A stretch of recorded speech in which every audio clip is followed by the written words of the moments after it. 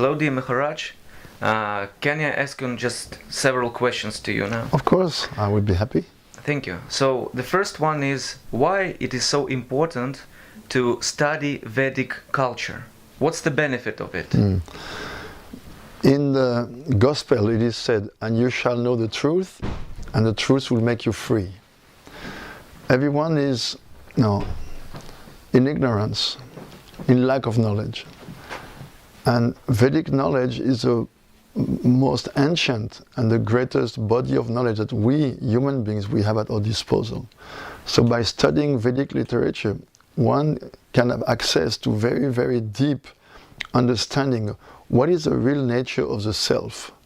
Everyone wants to be happy. Everything we do is to try to be happy. But we don't really know who we are. Therefore we try and try and try, but the result is we're not very satisfied. So Vedic knowledge, it provides like very scientific, non-sectarian knowledge. What is the real nature of the self? What is the nature of the absolute? Why we are here? Where do we come from? What happens after death? Why is suffering imposed upon me?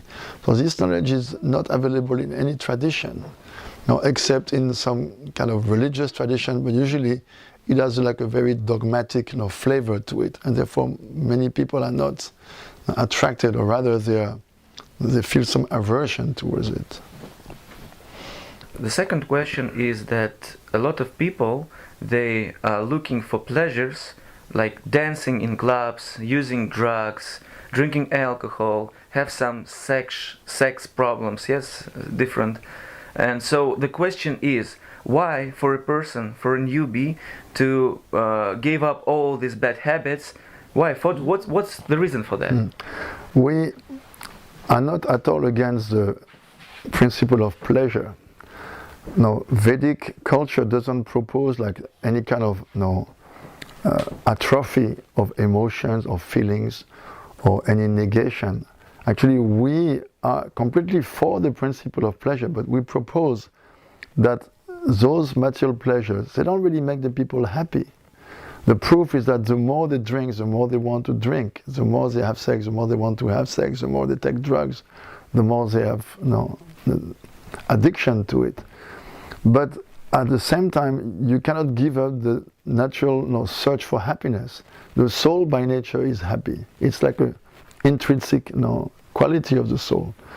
But if you look for it in material things, they will not make you happy, because you by nature are spiritual, and everything here is material.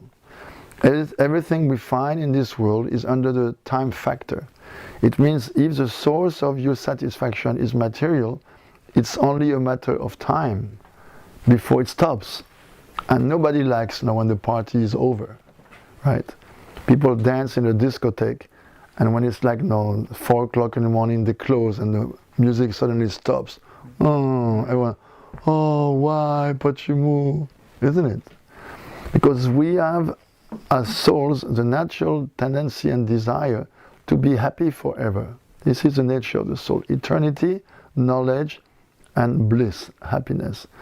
So if you tell people, you should give up your pleasures, of course they cannot do it unless they find something higher. So the Vedas, they provide and they propose some higher method to get pleasure, like mantra yoga. You connect with the Absolute through some very powerful sounds, spiritual sounds. And they are also accompanied with music, very nice music. Anyone can make the experience. In every public program, we practice like that with everyone. We invite everyone. And we sing mantras together, maybe for 10, 12, 15 minutes. Then we ask everyone, what was your experience? And even in such a short time, people say, happiness, peace. So we not said don't enjoy. We said no, elevate your consciousness to a higher level where enjoyment is real and long-lasting. Otherwise, in the name of what? Not just for morality's sake. For what? People would give up. They go there and they take those different substances and activities to be happy, because everyone wants happiness. But those are very short-lived pleasure. Vedas, they give you another method. You can be happy, but forever. Now, step by step by step by step, then you come to higher and higher levels of consciousness, and the more you refine your consciousness, the more subtle pleasures you have access to. That is the idea. So, Veda, is it a new religion, or what is it? Vedas, I mean, you can give a date to all the different religions. Islam is 1500 years old, Christianity 2000, Buddhism, which is not a religion because there is no God, 2500, Judaism 3500, some people say 4000. But when you speak of Veda, Veda means knowledge. Can you give a date to knowledge?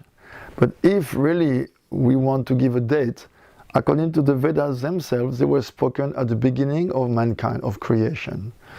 Now, in Vedic cosmogony and cosmology, time is considered to be cyclic.